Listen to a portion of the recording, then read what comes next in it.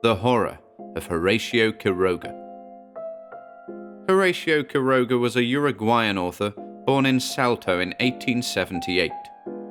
As a follower of modernism and an admirer of the works of Edgar Allan Poe and Guy de Maupassant, Quiroga was compelled to author works addressing the nature of man and beast, often through use of the supernatural and the bizarre. Be sure to visit the video description below, where you'll find a link to translator Nina Zummel's excellent blog, Ephemera.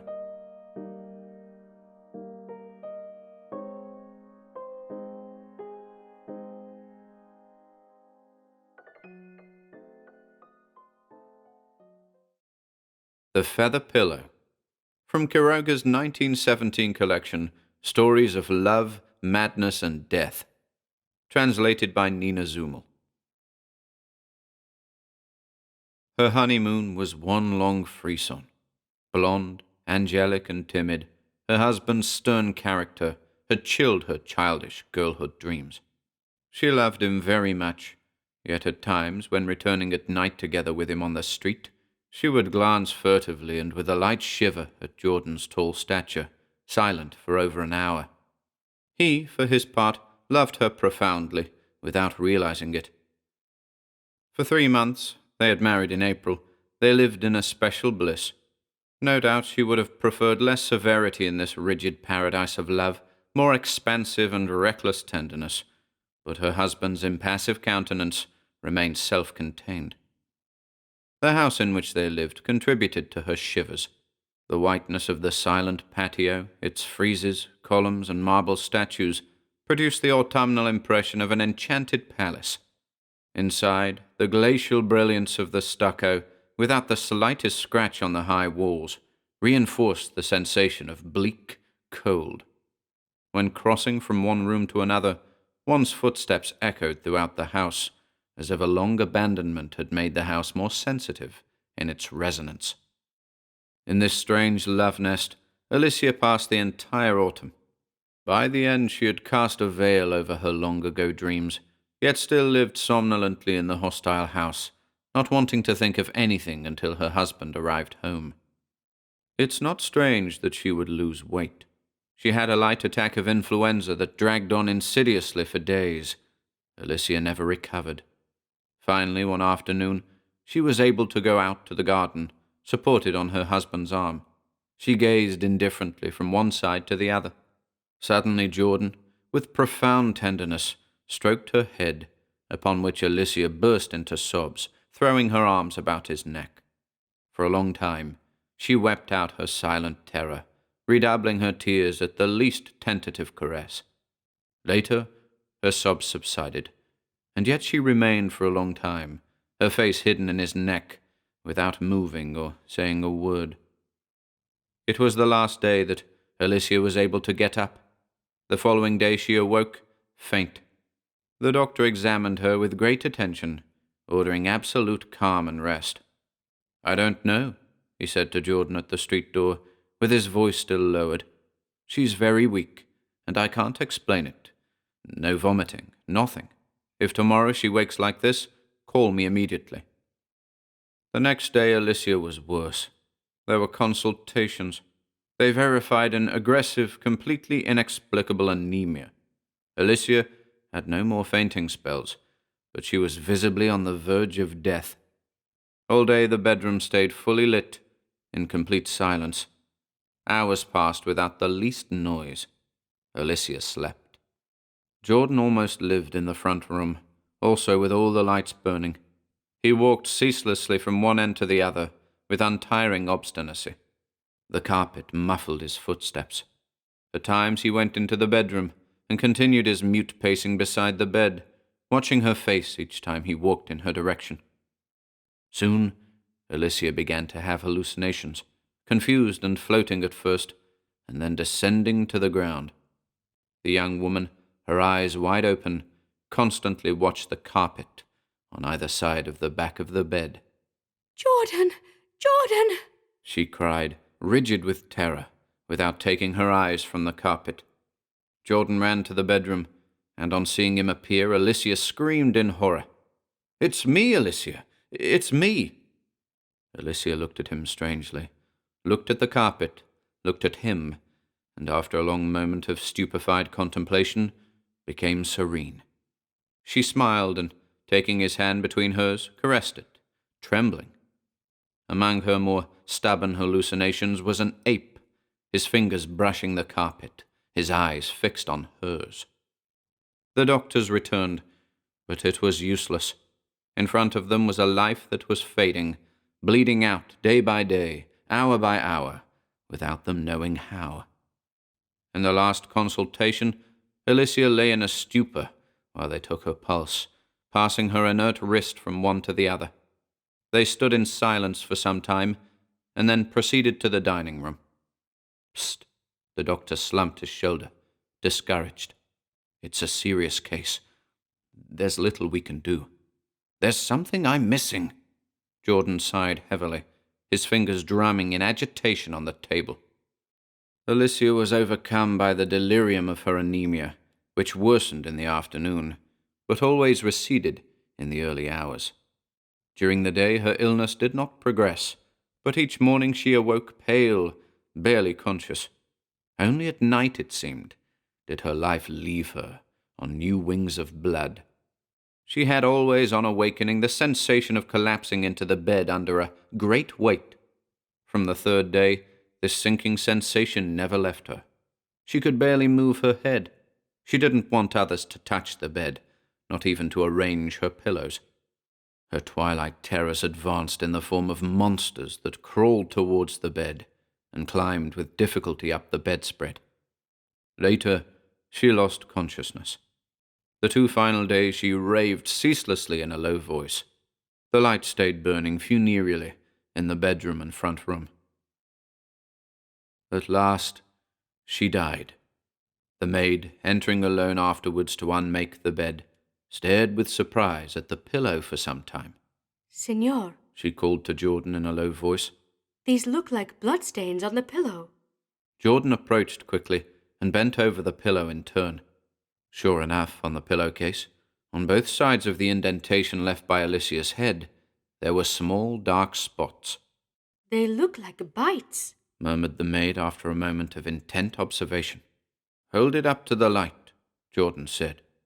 The maid picked up the pillow, but immediately let it fall, and remained staring at it, pale and trembling. Without knowing why, Jordan felt his hair stand on end. What is it? He whispered hoarsely. It's heavy, The maid said, still trembling. Jordan picked up the pillow. It was extraordinarily heavy. They left the room with it, and on the dining room table Jordan cut away the pillowcase and slit open the pillow. The upper feathers flew in the air, and the maid gave a scream of horror, her mouth wide open, her clenched hands flying to the sides of her face. On the pillow's cover, between the feathers, slowly moving its hairy legs, was a monstrous animal, a slimy, living ball.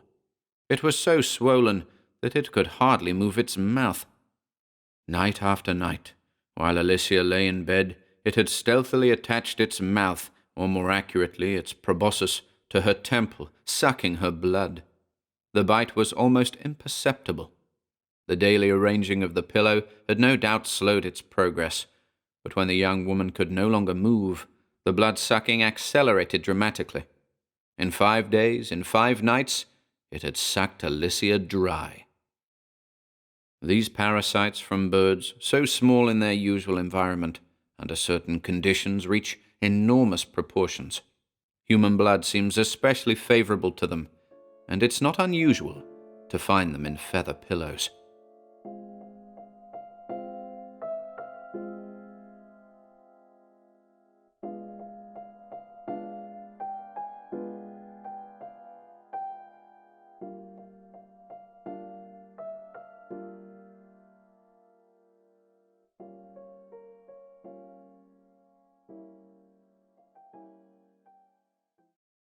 The Spectre, from Quiroga's 1924 collection, The Desert, translated by Nina Zumel. Every night in the Grand Splendid in Santa Fe, Enid and I attend the film premieres.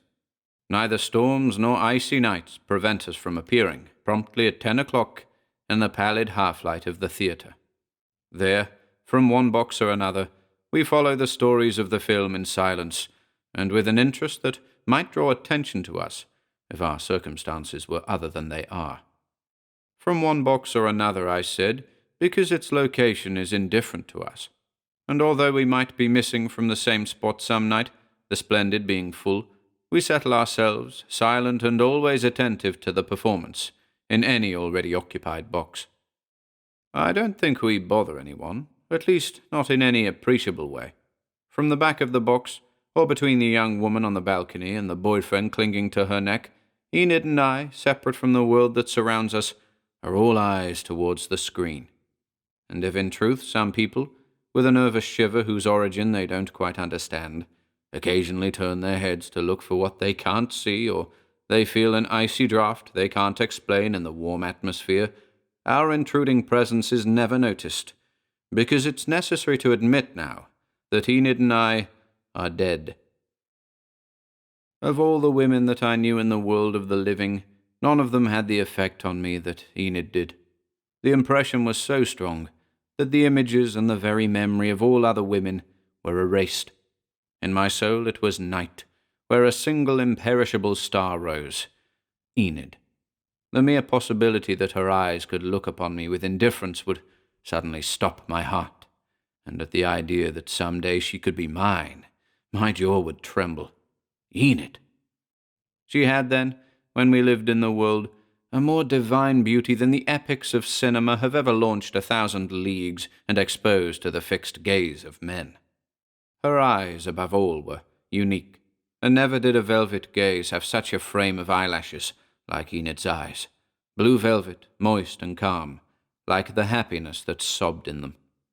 Misfortune put me in front of her when she was already married. There is no reason now to hide names. Everyone remembers Duncan, Wyoming, the extraordinary actor who, beginning his career at the same time as William Hart, had, like him and on par with him, the same deep talent for virile roles. Hart has already given to the cinema all that we could expect from him, and he is a falling star. From Wyoming, on the other hand, we don't know what we could have seen, when right at the beginning of his brief and fantastic career he created, as a contrast to the cloying modern hero, the tough guy, coarse, ugly, careless, whatever you like, but a man from head to toe in the sobriety, the drive, and the distinctive character of the sex. Hart is still acting, and we've already seen it all. Wyoming was snatched from us in the prime of his life, leaving performances that resulted in 2 extraordinary films, according to the reports, The Wasteland and Beyond What Is Seen. But the enchantment, the captivation of all the feelings of a man that Enid exerted over me was balanced by an equal bitterness. Wyoming, who was her husband, was also my best friend. It had been 2 years since we'd seen each other, he occupied with his film work and I with my literary work. When I found him again in Hollywood, he was already married. "Here you have my wife," he said to me, throwing her into my arms. "And to her, give him a good hug, because you will never have a friend like Grant, and kiss him if you like." She didn't kiss me, but at the touch of her long hair on my neck, I felt with a shiver of all my nerves that I could never be a brother to this woman. We lived 2 months in Canada, and it's not difficult to understand my state of mind with respect to Enid. But not in one word, nor one movement, nor one gesture did I betray myself in front of Wyoming. Only she read in my glance, however calm, how deeply I wanted her. Love, desire. One and the other were twins in me, sharp and mixed. Because if I desired her with all the strength of my ethereal soul, I adored her with all the torrent of my material blood. Duncan didn't see this. How could he have seen? When winter came, we returned to Hollywood, and Wyoming fell with the attack of the flu that would cost him his life. He left his widow with a fortune, and no children. But he was worried about the solitude in which he was leaving his wife. "It's not the economic situation," he said to me, "but the moral abandonment, and in this hellhole of movie-making." At the moment of his death, he beckoned his wife and me down to his pillow, and said, with a voice already laboured, "Trust yourself to Grant, Enid. While you have him, you have nothing to fear. And you, old friend, watch over her. Be her brother. No, don't promise. Now I can go to the other side." There was nothing new in Enid's pain or mine. After 7 days, we returned to Canada, to the same summer cabin that a month before had seen the three of us dining in front of the campfire. Just like then, Enid was staring now at the flames, wrapped in a glacial serenity, while I stood contemplating her. And Duncan was no more. I must say it. In Wyoming's death, I saw nothing but the liberation of the terrible eagle caged in our hearts, namely the desire for a woman at our side who can't be touched. I had been Wyoming's best friend, and while he lived, the eagle didn't want his blood. It fed, I fed it, with my own. But between him and me had arisen something more solid than a shadow. His wife was, while he lived, and it would have been eternally, beyond my reach. But he had died. Wyoming couldn't demand of me the sacrifice of the life that he had just unravelled.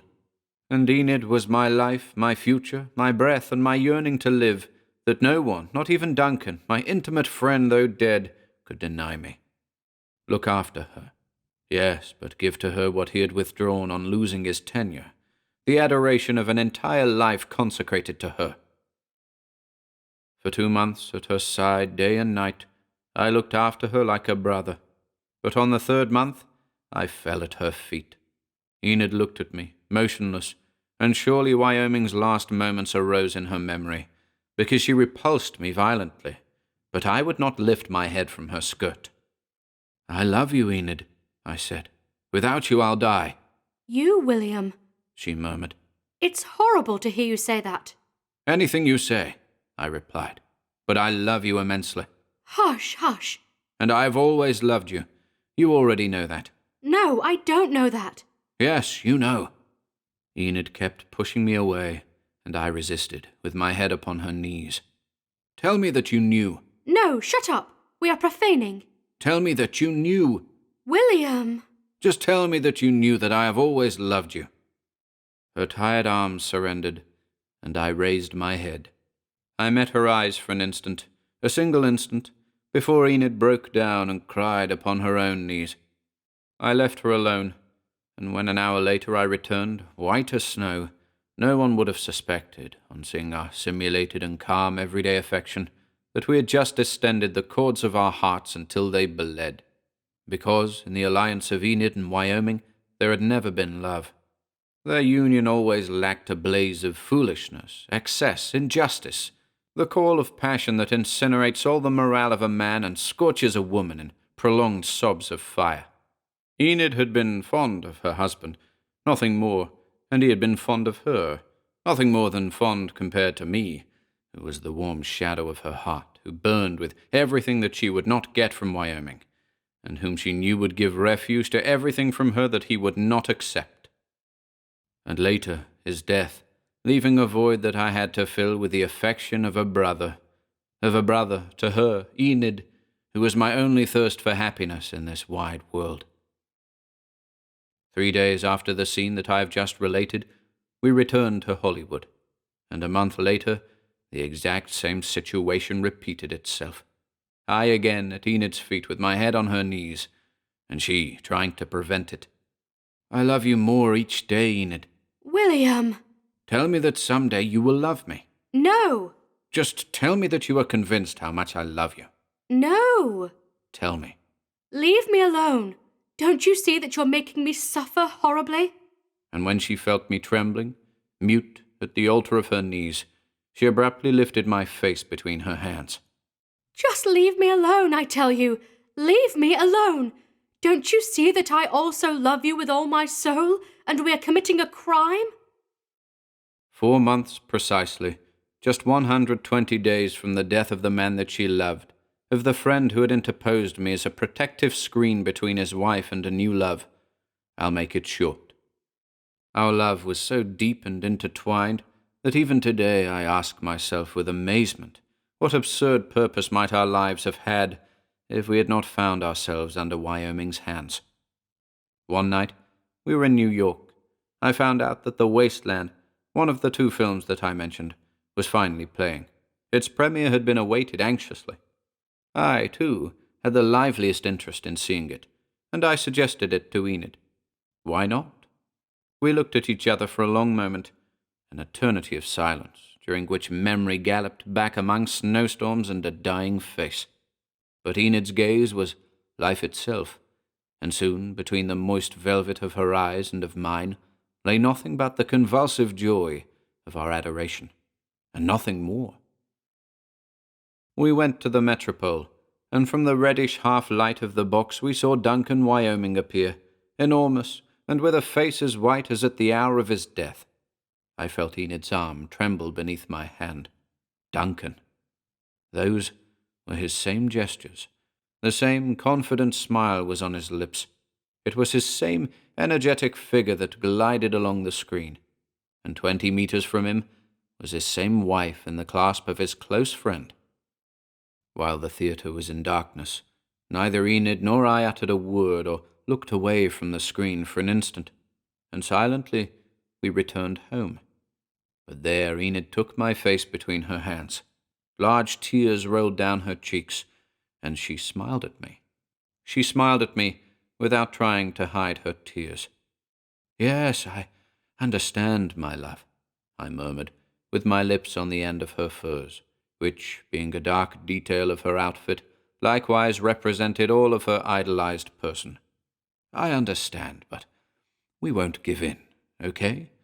So we'll forget." For her entire answer, Enid, still smiling at me, clung without speaking to my neck. The following night we went back. What did we have to forget? The other's presence, vibrant in the beam of light that transported him to the screen, pulsating with life. His unconsciousness of the situation, his trust in his wife and his friend. This was precisely what we had to get used to. One night after another, always attentive to the characters, we witnessed the growing success of The Wasteland. Wyoming's performance was outstanding and developed in a drama of brutal energy, a small part in the forests of Canada and the rest in New York itself. The central situation involved a scene in which Wyoming, wounded in a fight with another man, abruptly discovers his wife's love for that man, whom he had just killed from motives other than that of love. Wyoming had just tied a handkerchief to his forehead, and stretched out on the couch, still gasping with fatigue, he observed the despair of his wife over her lover's body. Seldom have the revelation of a downfall, desolation and hate risen on a human face with more violent clarity than in Wyoming's eyes in this scene. The film's direction had drawn out that marvel of expression to the point of torture, and the scene lasted an infinite number of seconds, when a single one would have sufficed to display white-hot the crisis of a heart in that state. Enid and I, close together and unmoving in the dark, were lost in admiration for our dead friend, whose eyelashes almost touched us when Wyoming emerged from the background to fill the screen, alone. And when he receded again into the ensemble scene, the entire theatre seemed to expand in perspective, and Enid and I, with a slight vertigo from this effect, still felt the touch of Duncan's hair that had reached out to brush against us. Why did we keep going to the Metropole? What quirk of our consciences brought us there, night after night, to drench our immaculate love in blood? What omen dragged us like sleepwalkers before a hallucinatory accusation that was not aimed at us, since Wyoming's eyes were looking off to the side? Where were they looking? I don't know where, at some box to our left. But one night I felt to the roots of my hair that his eyes were turning towards us. Enid must have noticed as well, because I felt the deep tremor of her shoulders under my hand. There are natural laws, physical principles that teach us how this cold magic works, about the photographic spectres dancing on the screen, mimicking to the most intimate details a life that has been lost. This hallucination in black and white is only the frozen persistence of an instant, the immutable engraving of one vital second. It would be easier for us to see at our side a dead man who had left his tomb to join us than to perceive the slightest change in the pale trace of a film. Perfectly true, but in spite of the laws and the principles, Wyoming was watching us. If for the rest of the theater the wasteland was a romantic fiction, and Wyoming existed only by an irony of the light, if he was no more than an electric facade of celluloid without sides or back, for us, Wyoming, Enid, and I, the film scene was blatantly alive, but not on the screen, rather in the box, where our innocent love was transformed into a monstrous infidelity in front of a living husband. An actor's farce? Hate feigned by Duncan for that scene of the wasteland? No. There was the brutal revelation. The loving wife and the close friend in the movie theater, laughing, with their heads close together, at the trust placed in them. But we didn't laugh, because night after night, from box to box, his gaze was turning each time more towards us. "It won't be long now," I said to myself. "Tomorrow will be the day," Enid thought. While the metropole burned with light, the real world of physical laws empowered us, and we breathed deeply. But in the sudden cessation of light, which we felt like a painful blow to our nerves, the spectral drama caught hold of us again. 1,000 leagues from New York, encased under the earth, Duncan, Wyoming lay sightless. But his surprise at Enid's frantic forgetfulness, his ire and his vengeance were alive here, lighting up Wyoming's chemical vestige, moving in his living eyes, which finally ended up fixed on ours. Enid stifled a scream and hugged me desperately. "William!" "Quiet, please." "But he's just lowered a leg from the couch." I felt the hair on my back stand up, and I looked. With the deliberation of a wild beast and his eyes pinned on us, Wyoming sat up from the couch. Enid and I watched him stand, advance towards us from the background of the scene, become a monstrous close-up. A dazzling flash blinded us. At the same time, Enid let out a scream. The film had just caught fire. But in the lit-up theater, all the heads were turned towards us. Some had sat up in their seats to see what had happened. "The lady is ill. She looks like a corpse," said someone from the orchestra section. "He looks even more dead," someone added. The usher had already handed us our coats, and we left. What else? Nothing, except for all the following day Enid and I did not meet. Only on seeing each other for the first time at night to go to the metropole, Enid now had in her deep pupils a darkness from beyond, and I had a revolver in my pocket. I don't know if anyone in the theater recognized us as the people who took ill the night before. The lights went out, came on, and went back out again, and not a single normal idea managed to settle into the brain of William Grant, nor did my tense fingers abandon the trigger of the gun for an instant. I had been master of myself all my life.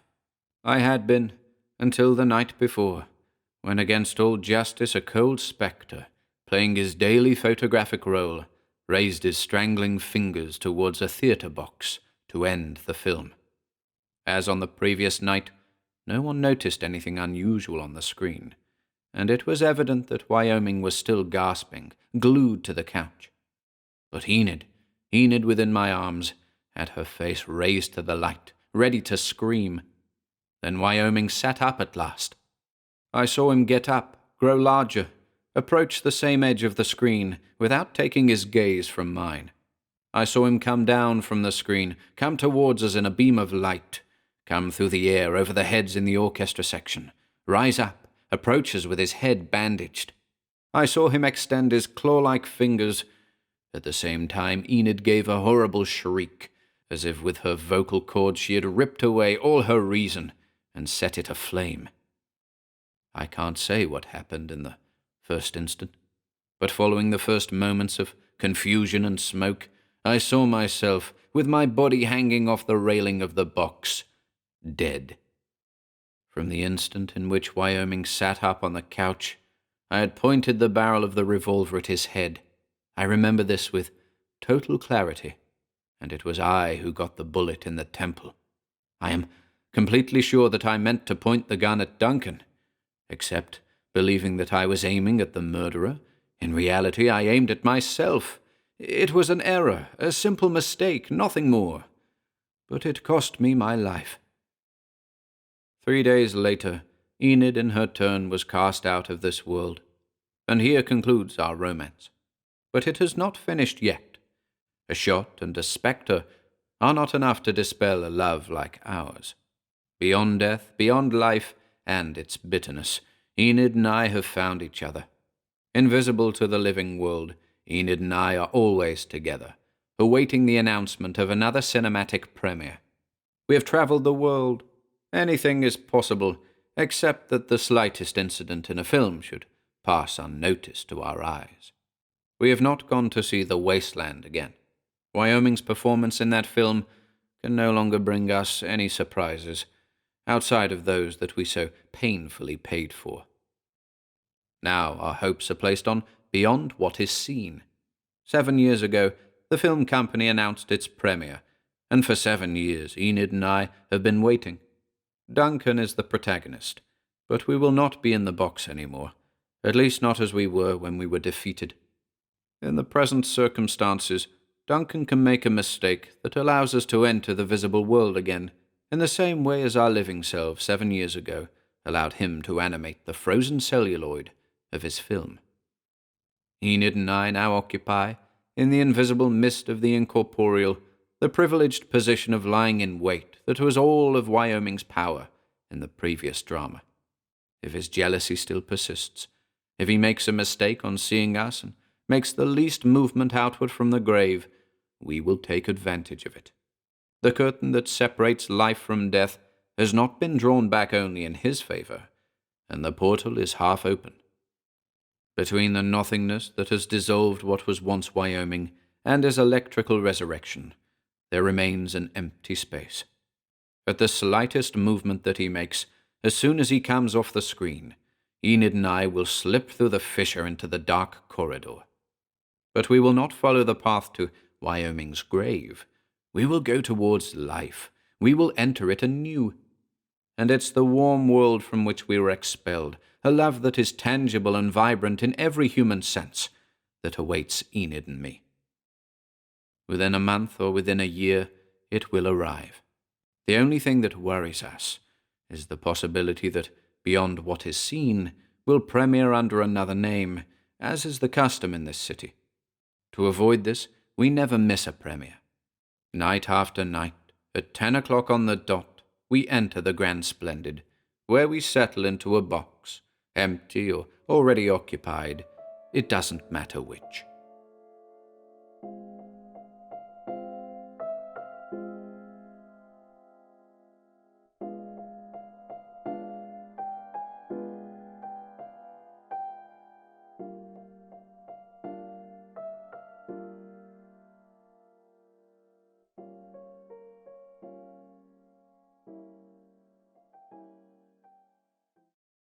The Solitaire, from Quiroga's 1917 collection, Stories of Love, Madness, and Death, translated by Nina Zumel.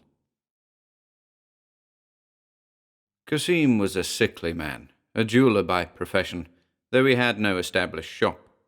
He worked for the big houses, his specialty being the mounting of precious stones. There were few who had hands like his for delicate settings. With more ambition and commercial ability, he would have been rich, but at the age of 35, he went on as he always had, a fixture in his workshop under the window. Kasim, with his wart-covered body, his bloodless face darkened by a sparse black beard, had a beautiful and fiercely passionate wife. The young woman, a child of the streets, had hoped to use her beauty to marry up. She had hoped this for 20 years, provoking men and the other neighborhood women with her body. But, fearful at the end, she had nervously accepted Kasim. But now, no more dreams of luxury. Her husband, though skilled, an artist even, completely lacked the character for making a fortune. So, while the jeweler worked hunched over his tools, she, leaning on her elbows, would maintain on her husband an intense, drawn-out stare, later to abruptly tear herself away and turn her gaze through the window at some passer-by who could have been her husband. Whatever Cassim earned, however, was for her. He worked Sundays, too, for the extra money. When Maria wanted a piece of jewelry, and with what passion she would want it, he worked nights. Afterwards he would pay with coughs and stabbing pains in his side, but Maria had her sparkly bauble. Little by little, the daily exposure to gems gave her a love for the work of the craftsman, and she studied passionately the intimate delicacies of a setting. But when the piece was finished, he had to send it off. It wasn't for her. She regretted more deeply the deception of her marriage. She would try on the jewelry, posing before the mirror. At last, she would leave it there and go to her room. Cassim would arise on hearing her sobs, and would find her on the bed, ignoring him. "But I do as much as I can for you," he would say at last, sadly. Her sobs would grow louder at this, and the jeweller would slowly reinstall himself at his bench. This scene was repeated, so much so that Cassim no longer got up to console her. Console her? For what? But this did not prevent Cassim from prolonging his evenings even more to make bigger bonuses. He was an indecisive man, irresolute and quiet. His wife now regarded his mute tranquillity with an even more intense fixity. "And you think you're a man," she murmured. Cassim did not pause the movement of his fingers upon his work. "You're not happy with me, Maria," he said after a while. "Happy? You have the nerve to say that. Who could be happy with you? Not the last woman on earth. Poor devil." Concluding her speech with a nervous laugh, she left. Cassim worked that night until 3 a.m, and then his wife had new sparkles which he considered for an instant with pursed lips. It's not an impressive diadem. When did you do it?" "I've been working on it since Tuesday." He gazed at her with feeble tenderness. "While you were sleeping." "Oh, you could have gone to bed. Such huge diamonds." For her passion was for the immense stones that Cassim set for his clients. She followed his work with a crazed hunger for it to be finished then and there, and the piece would hardly be completed before she would run with it to the mirror. Then a fit of sobs. "Anyone, any husband, the least of them, would make sacrifices to please his wife. But you, not even one miserable dress do I have to wear." Once she has lost enough respect for him, a woman is capable of saying to her husband the most incredible things. Cassim's wife crossed that line with a passion at least equal to the passion she felt for diamonds. One afternoon, while locking up his jewels, Cassim noticed that a brooch was missing, 2 solitaires worth 5,000 pesos. He looked through his drawers again. "You haven't seen the brooch, have you, Maria? I left it here." "Yes, I saw it." "Where is it?" he responded, surprised. "Here." His wife stood there, with burning eyes and a mocking smile, wearing the brooch. "It looks good on you," Cassim said after a moment. "Let's put it away." Maria laughed. "Oh, no. It's mine." "Are you joking?" "Yes, it's a joke. A joke, yes. How it hurts to think it could be mine. Tomorrow I'll give it to you. Tonight I'm wearing it to the theatre." Cassim's expression changed. "You can't do that. They could see you. They would lose all trust in me." "Oh!" Without another word, she left in an infuriated huff, slamming the door shut violently. On returning from the theatre, she put the brooch on the nightstand. Cassim picked it up and locked it away in his workshop. When he came back, his wife was sitting on the bed. "That means you're afraid that I'll steal it, that I'm a thief." "Don't look at me like that. You've been reckless, nothing more." "Ah, and they trust you with it. You. And when your wife asks you for just a little gratification, and she wants... You call me a thief. Disgraceful." She fell asleep at last, but Cassim did not sleep. Later on, they sent Cassim a solitaire to mount, the most magnificent diamond that had ever passed through his hands. "Look, Maria, what a stone. I've never seen another like it." His wife said nothing, but Cassim felt her breathing deeply over the solitaire. "Such admirable clarity," he continued. "It must cost 9 or 10,000 pesos." "A ring," Maria murmured at last. No, it's for a man. A stick pin. In time to the mounting of the Solitaire, Cassim felt on his labouring back all the burning resentment and frustrated vanity of his wife. 10 times a day she would interrupt her husband to stand with the diamond in front of the mirror. Then she would try it with different outfits. "If you want to do that afterwards," Cassim ventured. "This is a rush job." He waited for a response in vain. His wife opened the doors to the balcony. "Maria, they can see you." Take it. There's your stone. The Solitaire, flung violently away, rolled along the floor. Cassim, pale, examined it as he picked it up, then raised his eyes from the floor to his wife. Well, why do you look at me like that? Did something happen to your stone?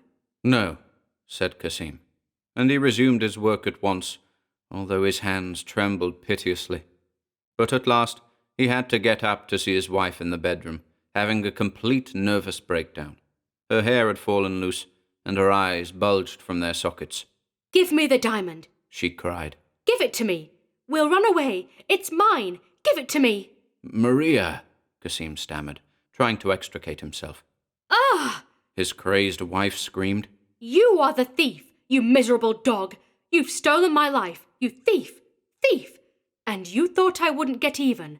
You thought I wouldn't find someone else. Aha! Look at me. It never occurred to you, eh? Ah! And she raised both hands to her choking throat. But when Cassim turned to go, she jumped from the bed and tripped, grasping for her prize. It doesn't matter. The diamond, give it to me. That's all I want. It's mine, Cassim, you wretch.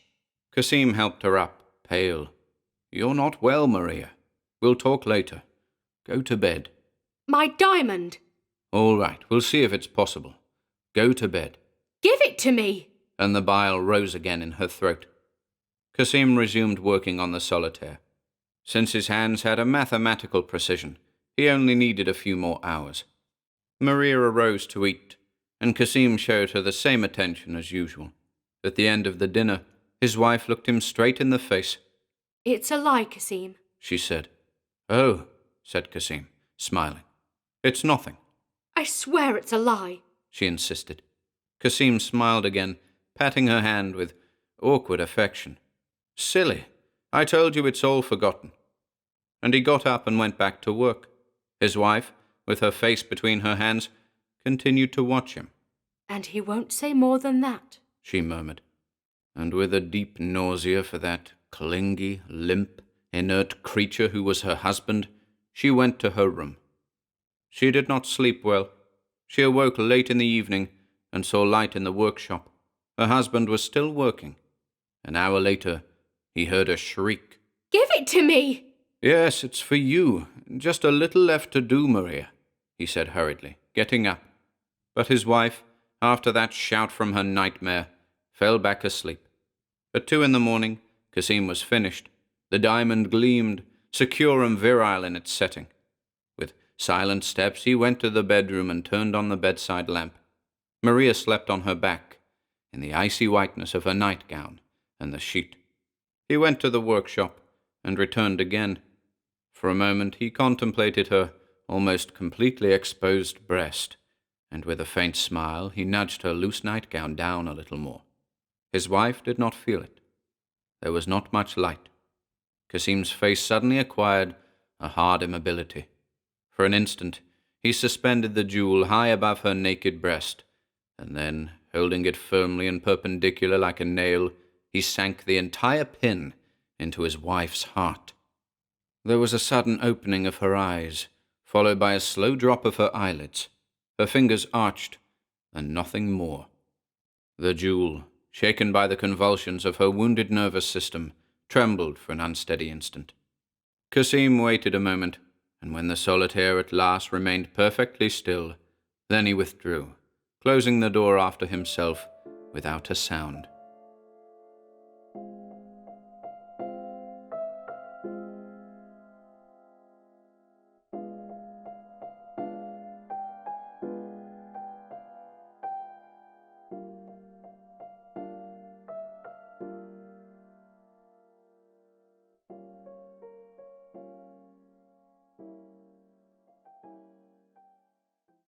The Rabid Dog. From Quiroga's 1917 collection, Stories of Love, Madness, and Death. Translated by Nina Zumel.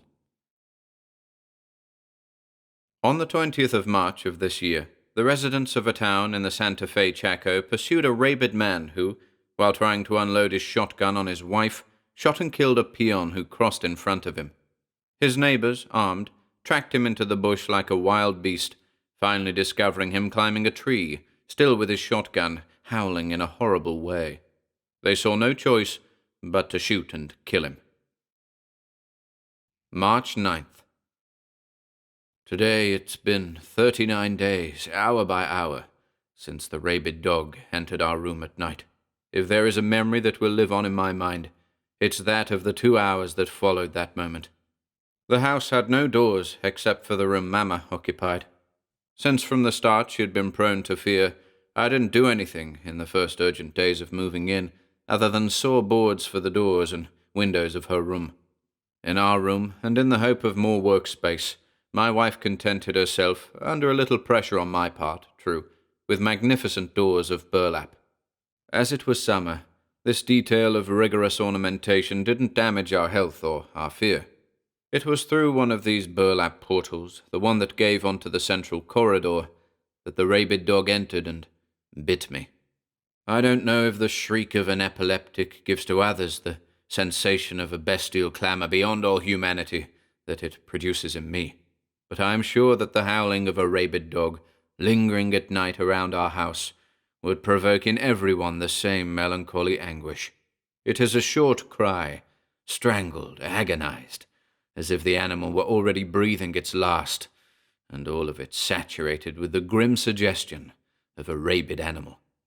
It was a black dog, large, with clipped ears, and to make things worse, from the time that we had arrived, it had done nothing but rain. The wilderness enclosed by the rain, the short, depressing afternoons.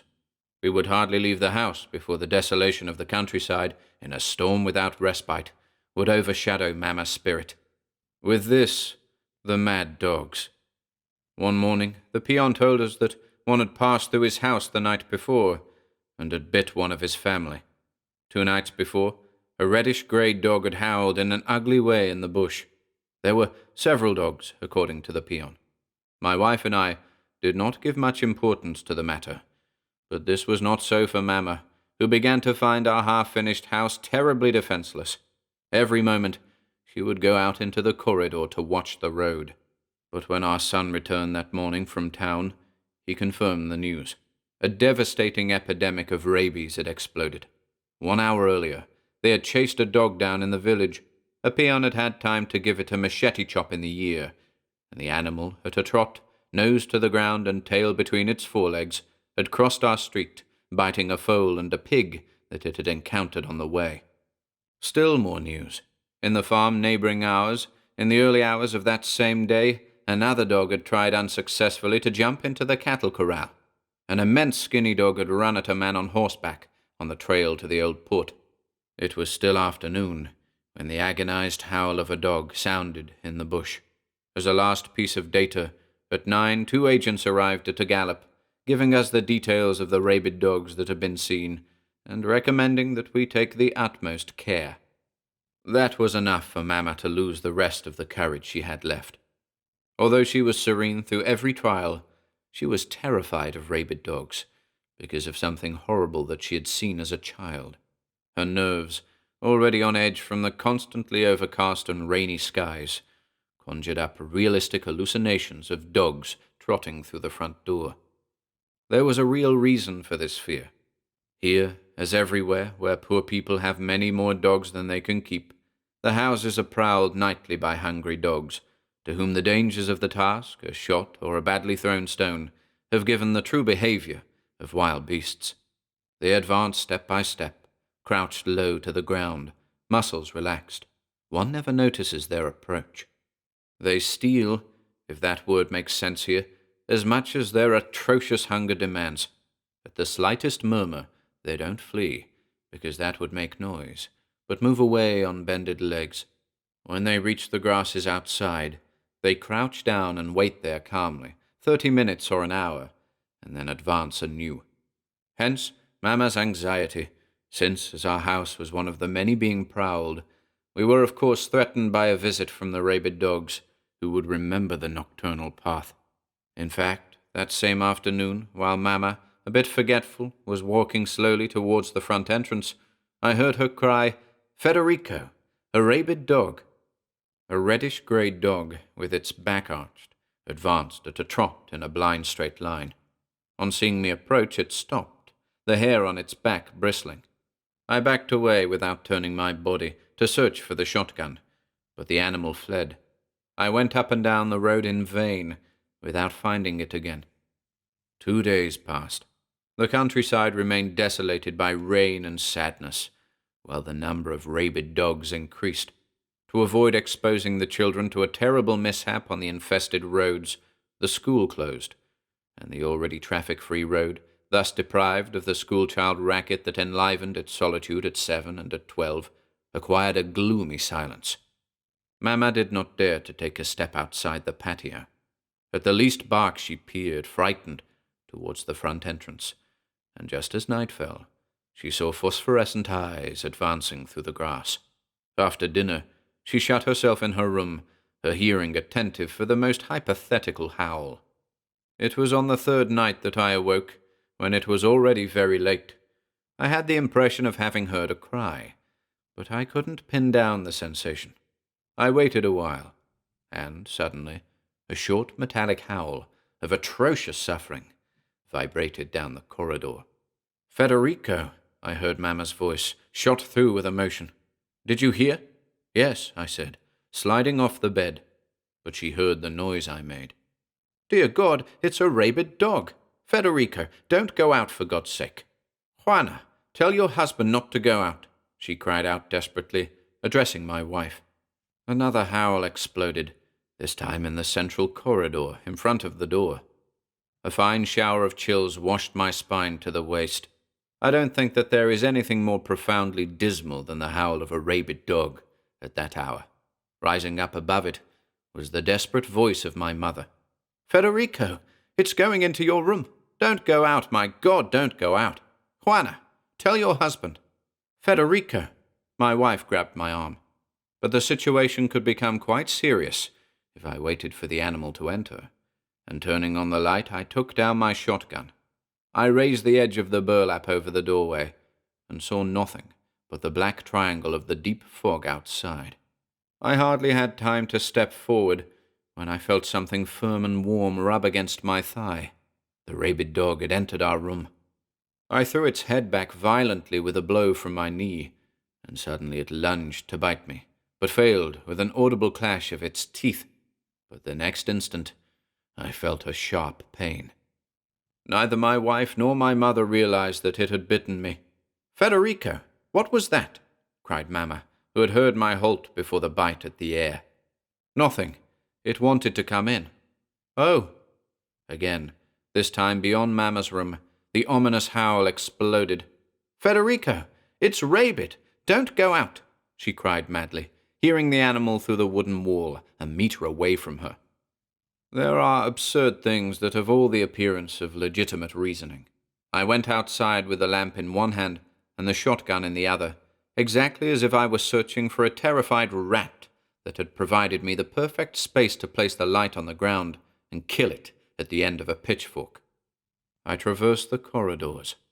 I didn't hear a sound, but from inside the rooms I was trailed by the tremendous anguish of Mamma and my wife, who were waiting for the boom of the gun. The dog was gone. "Federico!" Mamma exclaimed on hearing me return at last. "Did the dog leave?" "I think so. I didn't see it. I think I heard its trot when I left." "Yes, I heard it too, Federico. It's not in your room? It hasn't got a door, my God! Stay inside. It could come back." In effect, it could come back. It was 2:20 in the morning, and I swear that the 2 hours that my wife and I passed were intense, with the light on until dawn, she lying in bed, I sitting on the bed, constantly watching the floating burlap. I had healed before. The bite was clean. 2 purple holes, which I compressed with all my strength and washed with permanganate. I didn't really believe that the animal was rabid. Since the previous day, they had begun to poison the dogs, and something in the overwhelmed attitude of our dog predisposed me in favor of strychnine. There remained the dismal howl and the bite. But anyway, I was inclined to the first theory. From here, surely, came my relative carelessness with the wound. Finally, day arrived. At 8 o'clock, and 4 blocks from home, a passer-by shot and killed the black dog with a revolver. It had been in an unequivocally rabid state. The moment we knew, I had on my part to fight a real battle against Mama and my wife, not to go down to Buenos Aires for shots. The wound, frankly, had been well compressed, and washed with a luxurious, bitingly painful amount of permanganate. All this within 5 minutes of the bite. What the hell could I be afraid of, after this hygienic treatment? At home, they finally reassured themselves, and as the epidemic, provoked by a crisis of rain without respite, such as had never been seen here, had ended almost at once, life recovered its habitual routine. But in spite of that, Mama and my wife did not leave off, and have not left off, taking exact account of time. The classical 40 days weigh strongly, above all for Mama, and even today, with 39 days past without the slightest ailment, she waits for tomorrow, in order to expel from her spirit, in an immense sigh, the ever-living terror that she retains from that night.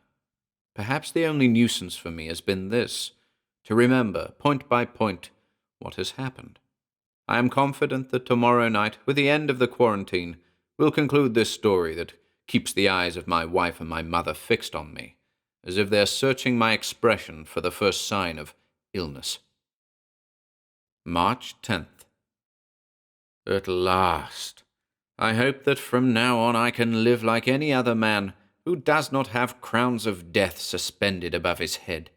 I have passed the famous 40 days, and the anxiety, the persecution mania, and the horrible screams that they anticipated from me have also passed forever. My wife and my mother have celebrated the joyous occasion in a particular way, by telling me, point by point, all the terrors that they have suffered without letting me see. My most insignificant lack of appetite plunged them into mortal anguish.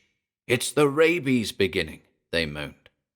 If some morning I arose late, for hours they stopped living, waiting for another symptom.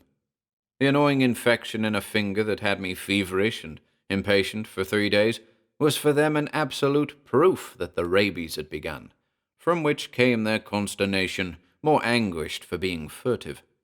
And so the least change of humour, the slightest dejection, provoked in them over the 40 days many other hours of worry.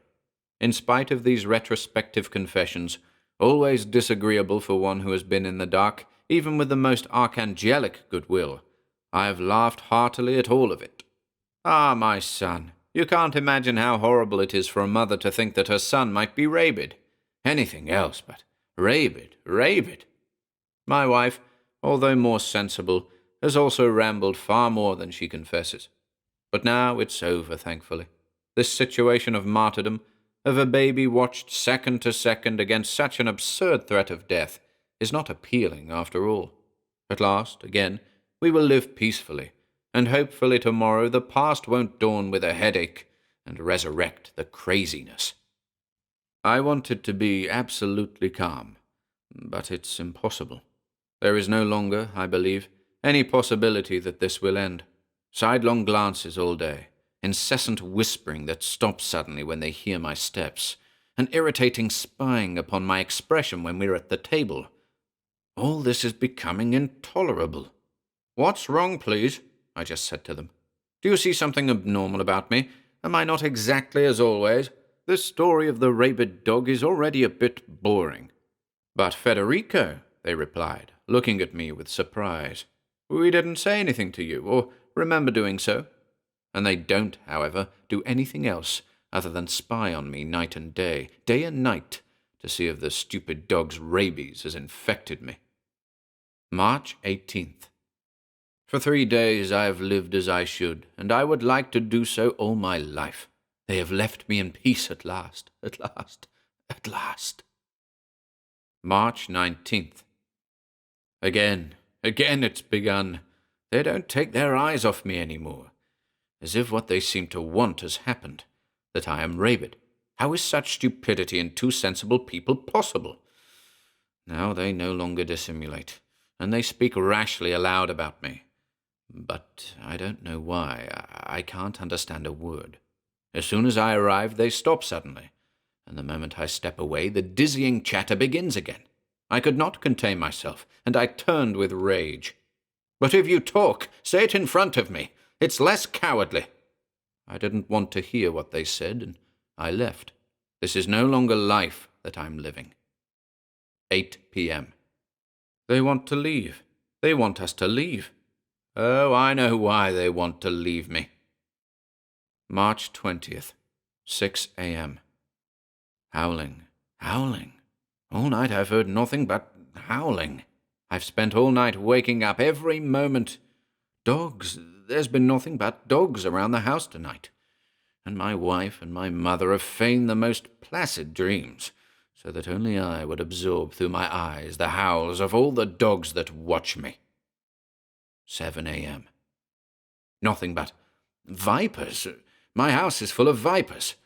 While washing myself, there were 3 in the basin. There are several in the lining of the sacking, and there's more. There are other things. My wife has filled my house with vipers. She has brought enormous, hairy spiders that chase me. Now I understand why she spied on me, day and night. Now I understand everything. This is why she wanted to leave. 7:15 a.m. The patio is full of vipers. I can't take a step. No, no. Help! My wife is running away. My mother is leaving. They have murdered me. Ah, the shotgun. Damn it. It's loaded with ammo, but it doesn't matter. What a scream she gave. I missed her. Again the vipers. There's an enormous one. Ah, help! Help! Everyone wants to kill me. They're all against me. The bush is full of spiders. They followed me from the house. Here comes another assassin. He got them in his hand. He's coming and throwing vipers to the ground. He's pulling vipers from his mouth and throwing them to the ground towards me. But he won't live long. I hit him. He's died with all the vipers, the spiders. Ah, help! Here they come. Everyone's coming. They're looking for me, looking for me. They've launched 1,000,000 vipers against me. Everyone is putting them on the ground, and I have no more cartridges. They've seen me. One of them is pointing at me.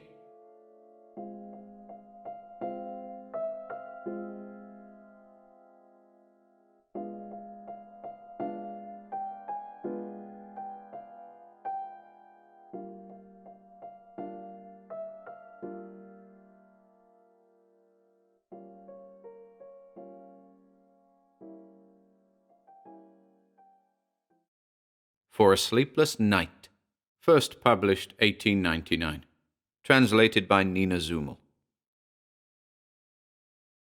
We were all surprised by the fatal news, and we were left terrified when a servant brought us details of his death, although for quite some time we had noticed signs of instability in our friend. We didn't think that it could ever come to this extreme. He had carried out the most dreadful suicide without leaving a memento for his friends, and when we had him in our midst, we turned our faces away, prisoners of a horrified compassion. That wet and cloudy afternoon intensified our feelings. The sky was a dull grey, and a gloomy mist crossed the horizon. We transported the body in a carriage, crowded together by a growing horror. Night was approaching, and through the badly closed door a river of blood fell, tracing our path in red. He was lying on our legs, and the last light of that yellowish day fell full on his face, violet with bruise-like patches. His head tossed from one side to the other. At each jolt of the cobblestones, his eyelids opened, and he stared at us with his glassy, hard, and misty eyes. Our clothes were stained with blood, and with every jolt a slimy cold drool dripped from his lips onto the hands that supported his neck. I don't know what caused it, but I don't think I'd ever felt so disturbed in my life. At the mere contact of his stiff limbs, I felt a chill over my whole body. Strange superstitious ideas filled my head. My eyes stared at him with a hypnotic fixity, and in the horror of all my imagination I thought I saw him open his mouth in a hideous grimace, pin me with his gaze, and leap upon me, filling me with cold and curdled blood. My hair stood on end, and I couldn't help but give a cry of anguish, convulsive and delirious, and throw myself back. In that moment, the dead man slipped from our knees and fell to the floor of the carriage, where it was as black as night. In the darkness, we clutched each other's hands, trembling from head to toe, without daring to look at each other. All our old childhood ideas, absurd beliefs, came back to life in us. We lifted our legs onto the seats unconsciously, full of horror, while on the floor of the carriage the dead man jolted from one side to the other. Little by little, our legs began to chill. It was a cold that arose from the floor, that coursed through our bodies as if death were spreading in us. We didn't dare move. From time to time we would lean towards the floor, and remain staring for a long time into the dark, with our eyes frightfully open, believing that we saw the dead man sitting up with a delirious grimace, laughing, watching us, sending death into each one of us, laughing. Putting his face close to ours, in the night we saw his eyes shine, and he laughed, and we remained frozen, dead, in that carriage that drove us through the wet streets. We found ourselves again in the parlor, all gathered, seated in a row. The casket had been placed in the middle of the room, and they had not changed the dead man's clothing, because his limbs were already very stiff. His head was slightly elevated, with his mouth and nose stuffed with cotton. On seeing him again, our bodies trembled, and we glanced at each other stealthily. The room was full of people crossing at every moment, and this distracted us somewhat. Only from time to time we watched the dead man, bloated and greenish, stretched out in the casket. At the end of half an hour, I felt someone touch me, and I turned around. My friends were pale. There, where we were, the dead man watched us. His eyes seemed larger, opaque, terribly fixed. Fate had brought us under their gaze, without us realizing, as if uniting us with death, with the dead man who did not want to leave us. The four of us were left weak and fearful, immobile before the face that from 3 steps away was turned towards us, always towards us. It was 4 a.m, and we were completely alone. Instantly, fear overpowered us again. First, a trembling stupor, then a desolate and profound desperation, and finally a cowardice inconceivable at our ages, a precise premonition of something awful that was going to happen. Outside, the street was full of mists, and the barking of the dogs prolonged itself in a mournful howl. Those who have kept vigil over someone and suddenly realized that they were alone with a corpse, excited as we were, and have suddenly heard a dog cry, have heard an owl scream in the dawn after a night of death alone with him, will understand our distress, already affected by fear, and with terrible doubts at times about the horrible death of our friend. We were alone, as I said, and after a little while, a muffled noise, like a rapid mumbling, travelled around the room. It came from the casket where the dead man lay. There, 3 paces away, we saw him clearly, his chest rising with the cotton packing, horribly pale, watching us steadily and sitting up little by little, leaning on the edges of the casket, while our hair stood on end, our brows were covered in sweat, while the muttering became louder every moment, and a strange laugh rang out, extra-human, like vomiting, stomach-churning, and epileptic. And we got up desperately and began to run, horrified, crazy with terror, closely pursued by the laughter and the steps of that dreadful resurrection. When I arrived home, opened the door of my room, and pulled back the sheets, still fleeing, I saw the dead man stretched out on the bed, turning yellow in the early morning light, dead along with my 3 frozen friends, all stretched out on the bed, cold and dead.